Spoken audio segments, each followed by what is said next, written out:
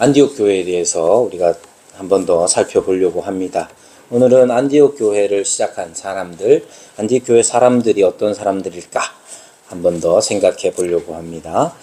우선 이미 말씀을 드렸지만 이 안디옥 교회를 시작한 사람들을 생각할 때 첫 번째로 보자야 되는 사람들은 주 예수를 전파한 사람들이지요. 이미 우리에게 익숙한 표현인 주 예수. 그러나 예수, 어떤 사람에게 주라는 경칭을 붙이는 것은 사실은 쉬운 일이 아니고 다만 유대인의 전통에서는 결코 일어날 수 없는 일입니다. 따지고 보면 주라는 경칭보다 더 높은, 이거 주라는 말은 이제 신이라는 거거든요. 신, 하나님이란 뜻인데, 이러한 이 주라는 표현, 신의 호칭을 붙인 사람들은 많이 있습니다. 예를 들면 옥타비아누스가 율리우스 카이사르를 신격화했지요. 신격화했고 그 자신도 신격화했습니다. 그래서 로마의 황제들은 주로 죽어서 신이 되는 경우가 종종 있었습니다. 그러나 그건 사람들에게서, 이방 사람들에게서 일어나는 일이지 결코 유대인 전통에서는 일어날 수가 없는 일이란 말입니다. 그런데 이 예수를 주라고 칭하는 사람들이 생긴 거예요. 왜 이런 일이 생겨날 수 있느냐? 예수라는 어떤 사람, 그것도 나무에 달려 죽었다는 것은 유대인 전통에서는 하나님의 저주를 받았다는 뜻인데, 이렇게 나무에 달린 사람을 주 하나님이라고 표현하는 것 자체가 유대인에게서 쉽게 일어날 수 없고 지금도 일어날 수 없는 일이에요. 그럼 어떻게 이런 일이 일어났느냐? 예수라는 분에게 이 경칭을 붙이게 된 것은 객관적인 사실과 주관적인 경험을 통해서 나온 결론입니다. 즉, 객관적인 사실이라고 하면 그것은 예수님의 부활과 승천입니다. 예수님의 부활, 지난주에도 말씀드렸죠? 예수님이 부활하셨다는 것은 그분이 죽음으로 끝나버리는 생명을 가지고 있는 게 아니란 말이에요. 지금 우리는 어때요? 우리는 죽음으로 끝나는 생명이에요. 그렇죠? 그런데 예수님은 죽음에서 부활하셨다 했을 때 예수님이 가지고 있었던 그 생명이라는 건 죽고 끝나버리는 생명이 아니라 죽음을 이기는 생명인 것이, 영원한 생명을 예수님이 가지고 계셨다는 거예요.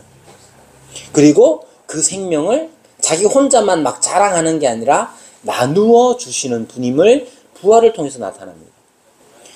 승천이라는 것은 무엇이냐? 승천은 이제 그 영원한 생명을 가지신 분이 하늘로 올라가셨다는 것은, 하늘은 통치의 자리, 보좌가 있는 곳이죠. 하나님의 보좌가 있는 곳이어서 이 땅을 다 다스리시는 통치자가 되셨다는 거예요. 이것이 객관적으로 일어난 사실에 관한 겁니다. 여러분, 아무리 객관적인 사실이 우리 앞에 펼쳐진다고 해서 믿음이 생기느냐? 그렇지 않아요. 많은 사람들이 특히 유치원 때부터 이렇게 얘기하죠. 우리 애들이 유치원 다니면서 들었던 말, 하나님, 자기 이제 목사 아들 딸이니까 자주 듣는 말이 하나님을 믿는다는 거 아니까 하나님을 보여줘봐. 그렇게 얘기한단 말이에요. 그래서 하나님 보여주면 그 사람들이 믿겠어요? 다른 문제예요.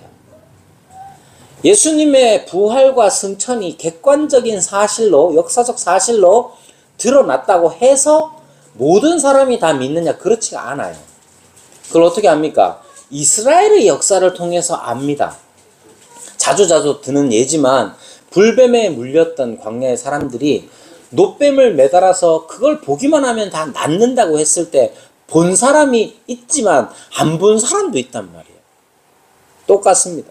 그러면 무엇이 필요하냐면 성령께서 우리 가운데로 오셔서 우리로 하여금 영원한 생명이요 영원한 통치자가 되시는 주 예수 그리스도를 믿도록 해주셔야 되는 거예요.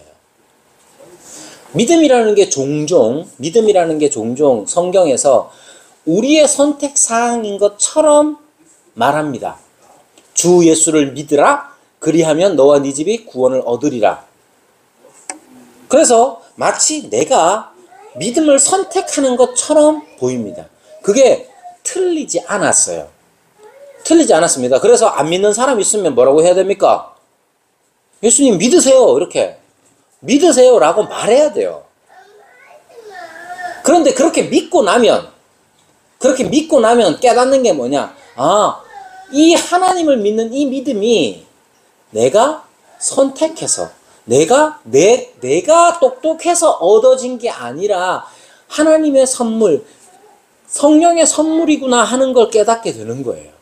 그래서 주 예수를 전파한 사람들은 이러한 객관적 사실로서의 부활과 승천을 보고 뿐만 아니라 그렇게 객관적인 사실이 드러내는 바 예수님이 주가 되신다는 사실을 성령의 은혜로 말미암아, 성령의 능력으로 말미암아 경험한 사람들이죠. 그런 사람들이 이제 전파한 거예요. 그리고 이렇게 주 예수를 전파한 사람들이 가지고 있는 또 하나의 특징이 뭐냐? 이 사람들은 흩어진 사람들이에요. 흩어진 사람들 왜 흩어졌느냐면 스데반의 일로 환난을 받았기 때문입니다. 그들이 당한 환난을 짐작할 수 있는 게 뭐냐면 스데반의 일이에요. 스데반의 일. 스데반의 일이 뭐냐? 그들이 당한 환난이 뭐냐? 잡히면 죽는 거예요. 여러분, 잡히면 죽는다. 예.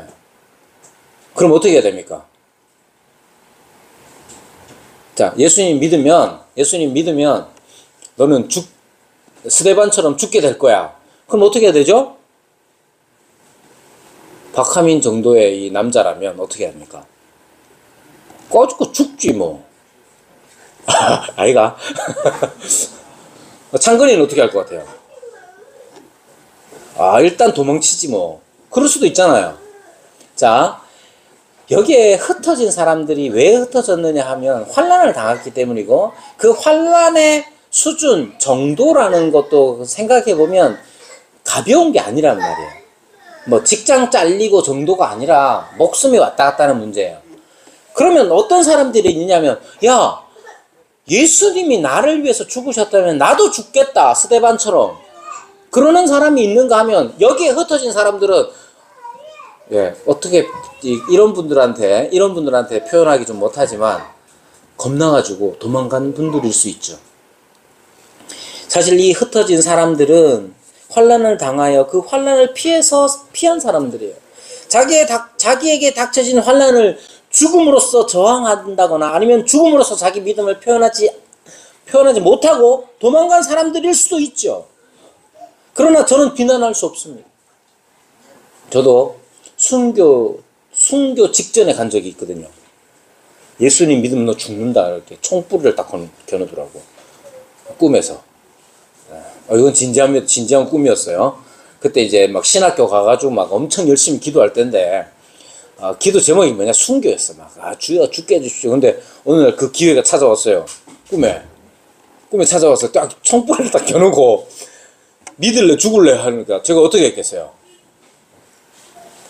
이러고 깼어요. 여러분, 꿈에서도 죽는다는 건 두려운 일이에요.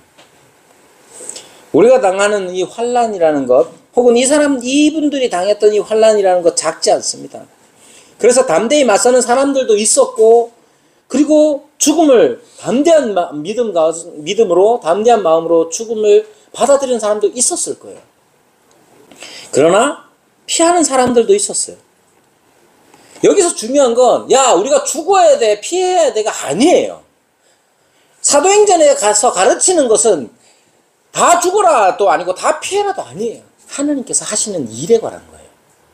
하나님은 이 흩어진 사람들, 어쩌면 자기 목숨을 유지하기 위해서, 자기 생명을 유지하기 위해서 피한 이 사람들을 통해서 하나님은 하나님의 일을 해 나가시는 거예요.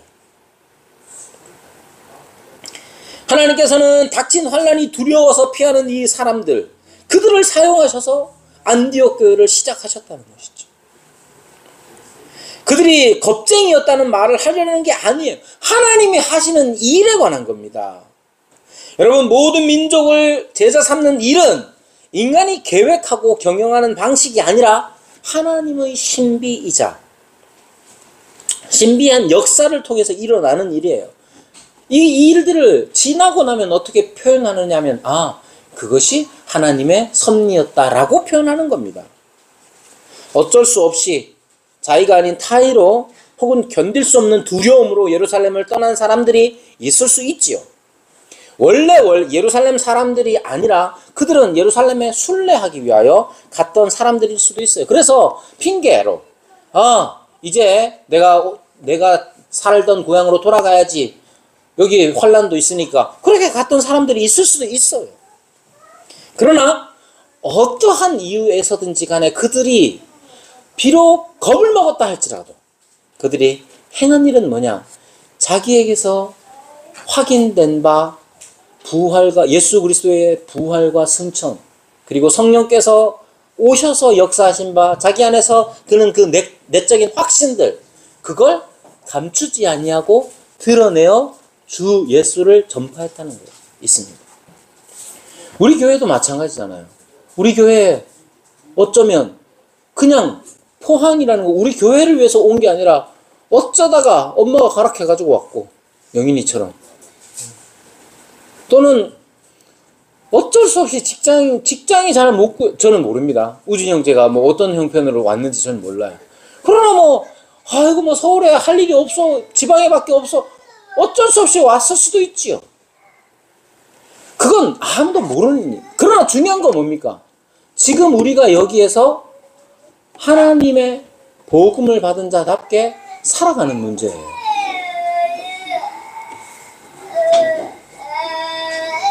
여러분, 흩어지는 것 좋아 보이지 않습니다. 흩어지는 것이 좋은 일 같아 보이지는 않지만 그들이 흩어졌기 때문에 맺어지는 열매가 있다는 점을 기억해야 합니다. 우리의 실패도 마찬가지입니다. 우리가 실패하고 혹은 우리가 두려워할 때, 우리가 연약하다고 느낄 때, 그 모든 순간에도 예수님은 우리의 주가 되십니다. 그때 우리가 주 예수를 전파하는 일이 필요한 거예요. 교회는 그렇게 세워지고 교회는 그렇게 교회가 되어지는 거예요. 그럼 바나바가 만난 안디옥 사람들은 어땠을까? 이렇게 흩어진 사람들이 주 예수를 전파해서 그 주 예수의 복음을 들었던 이 안디옥 사람들은 과연 어떠했을까? 예루살렘 교회는 안디옥 교회의 소식을 듣고 바나바를 보냅니다. 그리고 뭐라고 말합니까? 오늘 본문에 보면 예루살렘 교회가 이 사람들의 소문을 듣고 바나바를 안디옥까지 보내니 23절, 그가 이르러 무엇을 봤다고 합니까?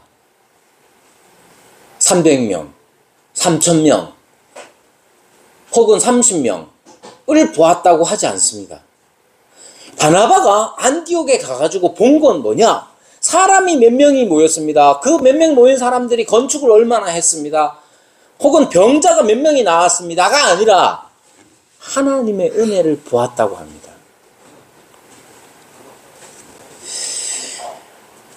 여러분, 바나바가 하나님의 은혜는 어떻게 봅니까?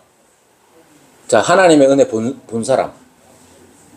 여러분, 하나님의 은혜를 보았다는 건 사실은 이제 사실적으로 얘기하자면 어떤 일어난 사건들, 현상들을 본 거예요. 그죠? 자, 그런데 그 현상들의 원인을 하나님과 하나님이 베푸시는 은혜에 두는 것이죠. 동훈이가 결혼한다고 이제 소식을 전하기 위해서 왔어요. 동훈이한테 아유 동훈아 축하해 막 이랬더니 동훈이가 뭐라고 합니까? 이때 어떻게 말해야 되나 동훈아? 하나님의 은혜입니다. 이렇게 얘기를 해야 되겠죠? 예. 그래서 잘 생각해 보세요. 하나님의 은혜입니다. 이렇게 말한다면 그 안에 포함된 게 뭐냐 하면 이런 거예요. 나 같은 놈이 슬비 같은 자매를 얻어가지고 슬비 같은 사람을 만나가지고 아무런 자랑할 게 없는데 이런 거예요. 여러분, 하나님의 은혜를 받다는 건 어떤 현상들이 있어요. 어떤 사건들, 어떤 사람들이 있는데 그 사람들이 내어놓는 어떤 결과 자체가 그 사람들에게서 기원하는 것이 아니라 하나님에게서 기원했다는 거예요. 무슨 뜻인지 알겠습니까? 어떤 일이 일어났는지 구체적으로는 몰라요. 구체적으로 안디옥에서 어떤 일이 일어났는지 구체적으로 몰라요. 그러나 바나바가 왔을 때 이러한 사건들은 하나님께서 거저 주시는 선물로 주시는 게 아니라면 일어날 수가 없다는 거예요.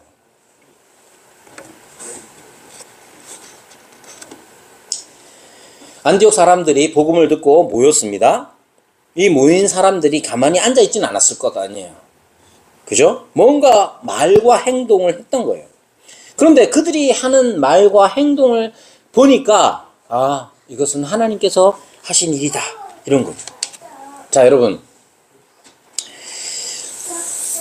우리 교회에 최근에 오신 분들이 있죠.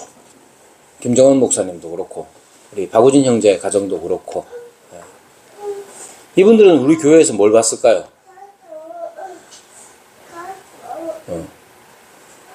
저 아이들은 우리 교회에서 무엇을 볼까요?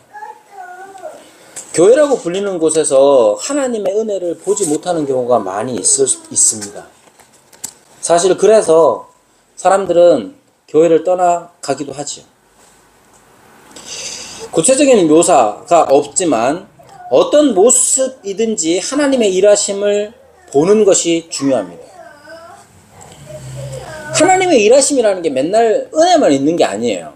사도행전에서는 하나님의 일하심에 대하여서 심판의 경우도 분명하게 나타냈습니다. 어디입니까? 아나니아와 삽비라의 경우가 바로 그러하죠.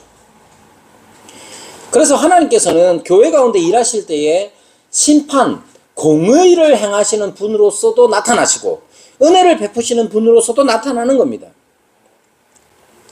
또 하나, 사람은 누구나 자기의 수준에서 모든 것을 보는 법이에요. 바나바가 하나님의 은혜를 보았다면 바나바의 관점이라는 게 있어요. 바나바가 어떤 사람이냐에 대해서. 예를 들면 이런 거죠. 감정적인 사람들. 요즘 말로는 뭡니까? F라 그럽니까? T가 이런 거 좋아하나? T가 느끼는 하나님의 은혜와 T가 보는 하나님의 은혜와 T의 반대가 F가 F가 보는 하나님의 은혜가 다를 수 있어요. 그렇죠? F가 보는 하나님의 은혜는 어떤 걸까? 느낌으로 전달하자면 이런 그래, 이러면 이제 여기는 하나님 은혜가 큰갑다 이러는 거고, T가 보는 하나님 은혜는 어떤 거겠어요? 이건 이렇고 저건 저렇서 이건 이렇게 해야 돼. 그렇게 잘 돌아가면 하나님 은혜가 이런 거란 말이에요. 그러니까 여러분, 하나님의 은혜를 바나바가 하나님의 은혜를 봤다고 했을 때는 바나바적인 관점이 포함된 거잖아요. 그래서 바나바가 어떤 사람인지를 좀 알 필요가 있어요. 그래야 안디옥 사람들이 어떻게 했을까를 짐작할 수 있는 겁니다. 바나바는 어떤 사람인가?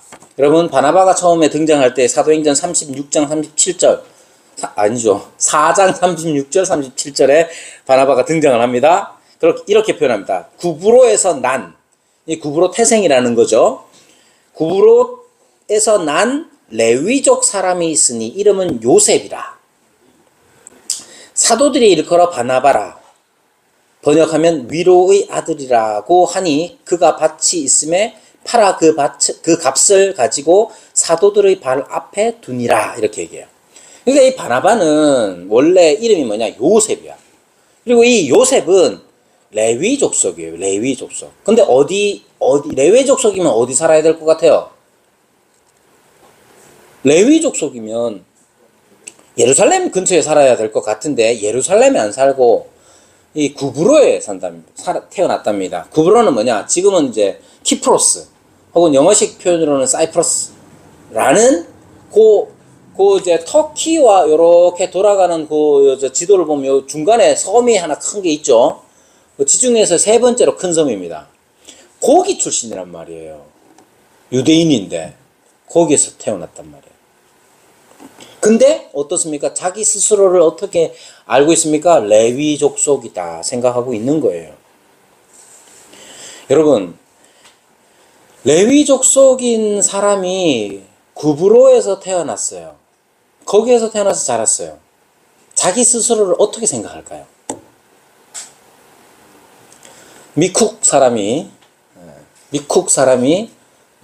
한국 사람이 미쿡에서 태어나가지고 거기서 살았어. 포항의 한동대로 왔어. 자기 자신을 어떻게 생각할까? 여러분, 레위 족속인데 구브로에서 태어나가지고 살았는데 자기 스스로를 레위 사람으로 인식하려면 그가 얼마나 많은 노력을 했겠습니까? 레위인의 정체성을 유지하기 위해서 그 이방 땅 구브로에서 얼마나 많은 노력들을 했겠습니까? 한편으로 생각해보면 그런 사람이 오순절에 예루살렘에 왔다가, 언제 왔는지는 모르지만 오순절에 예루살렘에 왔다가 그가 복음을 전하는 사도들의 복음을 들었고 성령의 역사로 말미암아 예수님을 주님으로 모시게 된 거예요. 여러분, 이 바나바라는 이름, 위로의 아들이라는 뜻은 어쩌면 위로가 낳은 사람이라는 뜻일지도 모릅니다. 포항의 아들. 그러면 그 사람 포항 출신이라는 얘기잖아요. 그죠? 위로의 아들이라면 위로가 낳은 아들. 어쩌면 그는 그 이방 땅에서 레위인으로서의 정체성을 유지하기 위하여 율법에 더욱더 충실했고, 율법에 더욱더 충실하면 충실한 만큼 여러 가지 어려움들을 겪었을 겁니다. 그러나 성령께서 그에게 오셨을 때에 그는 주께서 베푸시는 은혜, 위로를 받았을 것입니다. 그래서 그에게 붙여진 별명은 위로가 낳은 아들, 위로의 아들이라는 뜻이 되었을 겁니다. 사도행전 9장 27절에도 바나바가 나옵니다. 어떻게 나오느냐? 바나바가 데리고 그 사도들에게 가서 그가 길에서 어떻게 주를 보았는지와 주께서 그에게 말씀하신 일과 다맥색에서 그가 어떻게 예수의 이름으로 담대히 말하였는지를 전하니라. 이거 뭐냐면, 사울이 다메섹 도상에서 주님을 만나고 회개한 다음, 그 다음에 이제 여러 가지 복음을 전하는 일을 하죠. 근데 예루살렘에 내려가서 제자들과 사귀고자 했을 때 제자들이 어떻게 했느냐 하면 무서워서 만나주지를 않았어요. 무서워. 장근아, 잘라고 애쓰지 마. 그 옆에 있는 정아도 그렇고, 뭐 잘라고 애를 쓰니 풀고. 자, 바나바가 이때 무서워하는 제자들과 그리고 또 사울을 중개해 줍니다. 보증해 주는 것이죠.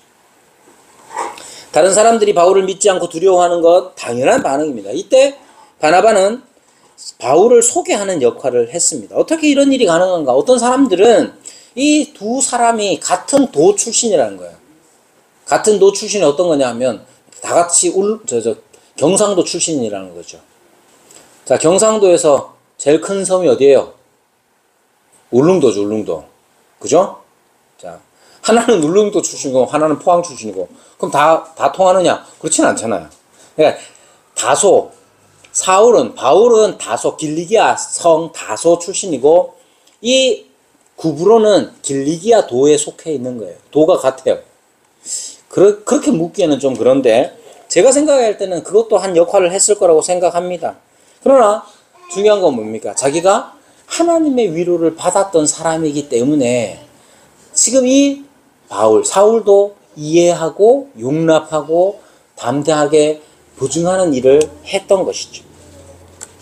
저는 바나바가 안디옥 교회에 와가지고 하나님의 은혜를 보았다라고 했을 때 바나바는 바나바의 수준과 관점에서 하나님의 은혜를 보았을 거예요. 그죠?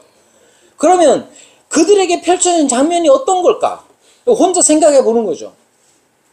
안디옥 교회 사람들이 과연 하나님의 은혜를 어떻게 누리고 있었을까?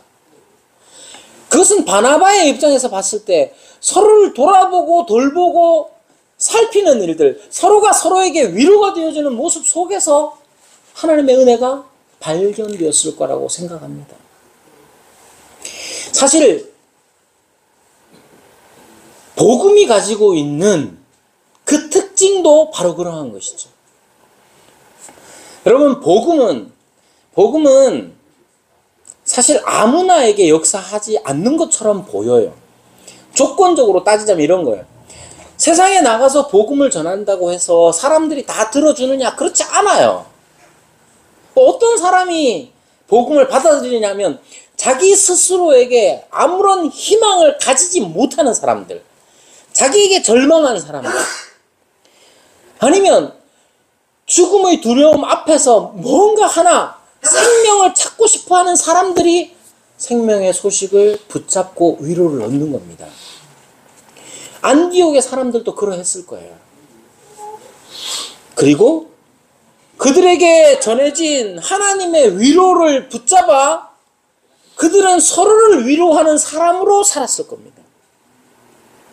그걸 어디서 확인할 수 있느냐 하면 뒤에 가면 어떤 일이 일어납니까? 그때에 선지자들이 예루살렘에서 안디옥에 이르니 그 중에 아가보라 하는 한 사람이 일어나 성령으로 말하되 천하에 큰 흉년이 들리라 이렇게 말해요. 천하에 큰 흉년이 들리라 하더니 클라우디우스 황제 때입니다. 제위는 41년에서 57년까지인가 그래요. 카이사르 가문의 5번째 황제죠. 로마의 황제. 이 클라우디우스 황제 때 큰 흉년이 들어서 그때가 아마 43년경이었을 겁니다. 43년경에 큰 흉년이 들어서 예루살렘 교회가 힘들어요. 유대에 사는 형제들이 힘들어했기 때문에 어떻게 합니까? 그들에게 부조를 보내기로 작정했던 거예요. 부조란 뭡니까? 그들을 돕기 위한 거예요. 여러분, 안디옥하고 예루살렘은 사실 역사적으로 따지자면 안디옥이라는 이 동네는 옛날에 시리아에 있어서 아주 중요한 역할을 했던 것인데 그 이전에 구약의 이스라엘의 역사에서는 자주 싸웠던 곳이기도 해요. 인종적으로도 다를 것이고. 그런데도 불구하고 흉년 때문에 힘들어하는 유대의 형제들을 그냥 보지 못한 것이죠. 이때가 언제냐면 1년 이상 지났던 때예요. 왜냐하면 바나바가 25절에 보면 바나바가 사울을 찾으러 다소에 가서 만남에 안디옥에 데리고 와서 둘이 교회에 1년간 있어 큰 무리를 가르쳤다 이렇게 말합니다. 그래서 바나바는 본인이 직접 사람들에게 권면하는 사람이었죠. 23절에 보면 그것이 분명히 나옵니다. 그가 이르러 하나님의 은혜를 보고 기뻐하여 모든 사람에게 굳건한 마음으로 주와 함께 머물러 있으라 권하였다. 이렇게 얘기합니다. 이렇게 권하여서 많은 사람들이 더 모여들었을 때에 이 바나바는 좀 더 잘 가르치기 위하여서 사울을 데리러 갔어요. 사울이 다소에 있을 때에 그를 찾아서 데리고 와서 함께 1년간 가르친 겁니다. 그렇게 가르친 내용이 뭐냐 하면 하나님의 나라예요. 하나님의 나라. 하나님의 나라를 그들에게 가르쳤던 것이죠. 그렇게 가르치고 난 뒤에 그들은 성장을 해서 성숙을 해서 어떤 사람이 되느냐 하면 자기가 받았던 위로를 전달하는 사람이 된 것이죠. 구체적으로 나와 있지는 않지만 그렇게 짐작할 수가 있습니다. 바나바가 안디옥 교회 사람들을 보고 하나님의 은혜를 봤다라고 했을 때 그 사람들이 어떻게 행동했고 말했길래 바나바 같은 사람이 하나님의 은혜를 보았을까? 그 결과로 그들이 하나님의 말씀을 계속해서 듣고 그 말씀을 따라 순종하며 사는 결과에 대해서 말할 때에 큰 흉년을 맞아 어려움을 당한 유대에 있는 형제들을 위하여서 그들은 푸조를 보내는 사람이 되었던 것이죠. 그렇게 안디옥 교회는 그렇게 다른 사람들을 또한 위로하는 그런 사람이 된 것이. 여러분, 하나님의 은혜가 그냥 딱 이런 모양으로만 모든 교회에 나타나느냐? 그건 아닐 거예요. 하나님의 교회들은, 흩어진 모든 하나님의 교회들은 각자의 위치와 각자의 사명이 있어요. 그 사명을 감당하면서 하나님의 은혜를 드러내야 하는 것이죠. 중요한 건 뭐냐면 어떤 교회든지 하나님의 은혜를 볼 수 있어야 됩니다. 여러분들이 이제 다른 교회를 출석하거나 다녔던 분들 생각해 보세요. 거기에서 하나님의 은혜를 보았느냐? 여러분, 하나님의 은혜를 봤습니까? 우리 교회는 어떤 것 같아요? 우리 교회 이 아이들, 어린 아이들이 하나님의 은혜를 보았을까?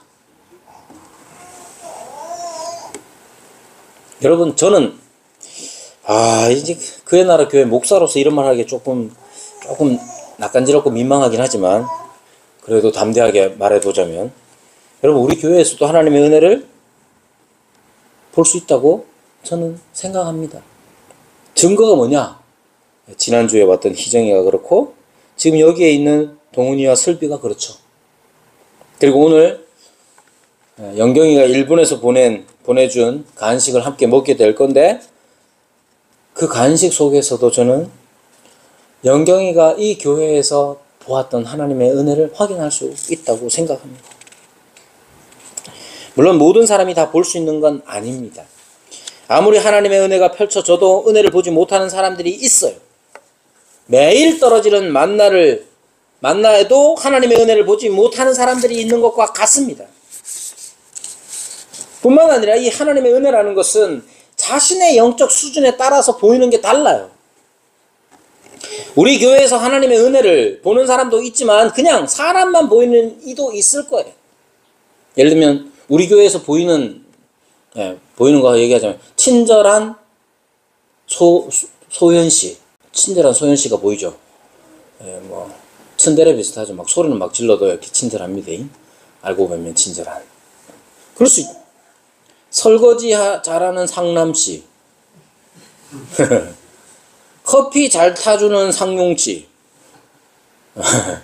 사람들은 그렇게 볼 수 있어요. 왜? 자기의 수준이 낮으면, 하나님의 은혜를 볼 수 없는 수준이라면 결국 누군가는 친절하다, 누군가는 커피를 잘 내린다, 누군가는 뭐 감자볶음을 잘한다, 누군가는 소세지 볶음을 잘한다, 누군가는 목소리가 크다. 뭐 그럴 수 있죠. 그러나 여러분, 하나님의 은혜는 우리의 작은 친절, 우리의 작은 수고, 그런 것으로 드러나는 겁니다. 어쩌면 제가 커피를 내리는 이유가 하나님의 은혜를 드러내기 위함이 아니라 나의 커피 실력을 자랑하기 위해서일 수도 있어요. 누군가가 밥을 해오는 건, 반찬을 해오는 거는 하나님의 은혜를 드러내기 위함이 아니라 아이고 오늘은 내가 당번이네 그러고 할 수도 있어요. 그러나 여러분, 이 모든 일들을 통해서 하나님의 은혜가 우리 교회 가운데서 드러나는 거예요. 여기서 깨달아야 하는 건 뭡니까? 우리가 말하고 행동하고 살아가는 이 모든 순간들이 하나님의 은혜로 말미암았다는 점을 깊이 깨닫고, 이 하나님의 은혜가 나를 통하여 흘러간다는 사실을 깨닫는 일이 중요합니다.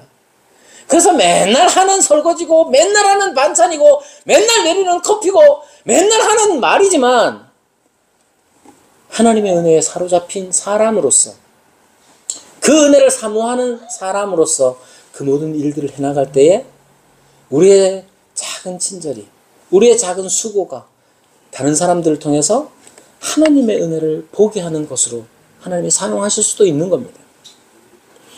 여러분, 나 같은 사람을 통해서 하나님의 은혜가 증거된다면 그것이 얼마나 감격스러운 일입니까? 하나님이 나를 죄의 형벌에서 건져주셨을 뿐만 아니라 그 은혜를 증거하는 도구로 사용해 주신다는 것, 이 얼마나 감사한 일입니까? 바나바는 하나님의 은혜를 보았습니다. 오늘 여기에 함께하는 사람들이, 이제 동훈이가 결혼도 했겠다, 이제 다시는 안 오겠지만 이제 어쩌면 마지막이 될 수 있는 이 우리의 교회의 모임 속에서 하나님의 은혜를 본다면 그것이 얼마나 감사한 일입니까? 영경이가 손편지도 보내왔어요. 손편지를 읽으면서 감사한 마음이 들었습니다. 왜냐? 자기 신앙이 별로 안 좋대, 자기가. 교회에 불만이 많은가 봐요, 그 교회에. 그러면서 우리 교회를 떠올린대. 아, 그 옛날에 교회는 안 그런데 여기는 왜 이래? 뭐 이런 식인가 봐요. 여러분, 본인이 신앙 안 좋은 거 잘 압니다. 그런데도 불구하고 여전히 신앙 자체를 부정하거나 부인하지 못하는 것은 여기에서 하나님의 은혜를 보았기 때문입니다. 저는 그렇게 생각합니다. 그거 누구 때문입니까? 여러분들이 작은 친절을 베풀었기 때문입니다. 여러분들이 작은 수고를 담당해 줬기 때문이에요. 그것이 안디옥 교회에서 드러난 하나님의, 보여진 하나님의 은혜라고 저는 생각합니다. 그리고 지금도 여전히 우리에게서 보여져야 할 하나님의 은혜라고 생각합니다. 이 일을 위해서 당연히 필요한 것은 하나님의 말씀을 잘 배우는 일이겠죠. 그걸 깨달았기 때문에 바나바는 사울을 찾으러 다소에 갔어요. 여기에 찾으러라는 이 말은 방문하다는 의미가 아니에요. 그래서 어디 있는지 잘 모르지만 하여튼 찾아야 되겠다 싶어서 간 거예요. 그래서 와서 안디옥에 데리고 와서 1년을 가르칩니다. 왜 가르쳤느냐? 하나님의 나라가 어떠한 것인지를 알아야 되기 때문이에요. 근데 여기 하나님의 나라라는 것은 크게 늘상 강조하는 두 가지. 하나님은 어떤 분이시고 하나님은 어떻게 일하시느냐. 하나님의 경륜에 대한 이해가 필요한 거예요. 그러면 이 사울과 바나바가 잘 가르쳤겠죠? 잘 가르쳤다는 걸 어떻게 합니까? 여러분, 제가 설교를 잘하는 사람입니까? 제가 성경을 잘 가르치는 사람입니까? 그걸 어떻게 합니까? 듣는 사람들이 깨닫고 순종하는 것으로 아는 거예요. 누가 진짜 좋은 교수입니까? 잘 가르친다는 건 어떤 겁니까? 학생이 잘 배워야 잘 가르치는 거예요. 여러분, 하나님의 말씀을 잘 가르치는 건 귀를 즐겁게 하는 게 아니라 우리의 삶에서의 말과 행동, 우리의 선택에 있어서 주님다우심, 진짜 주님이 드러나도록 우리가 선택해 나가는 거예요. 여러분, 그래서 그들은 그리스도인이라고 불리는 거예요. 저와 여러분은 이미 그리스도인, 안디옥 교회, 이분들 덕분에 우리는 쉽게 그리스도인이라는 칭호를 얻게 됩니다. 누군가 나가서 저 교회 다녀요. 그럼 크리스찬이구나 이렇게 얘기한단 말이에요. 얼마나 우리는 쉽게 그 이름을 얻게 됩니까? 그러나 안디옥 교회 분들이 이 그리스도인이라는 이 별칭을 얻기까지 그들이 서로를 하나님의 은혜로 얼마나 돌아보고 위로했고 주의 주되심을 위하여 얼마나 많은 선택들을 해왔겠습니까? 우리 교회도 그러해야 합니다. 저와 여러분이 그리스도인이라 불렸던 안디옥 교회, 하나님의 은혜가 지배했던 그 안디옥 교회처럼 하나님의 은혜가 지배하는 그의 나라 교회가 되기를 간절히 바랍니다. 함께 기도하겠습니다.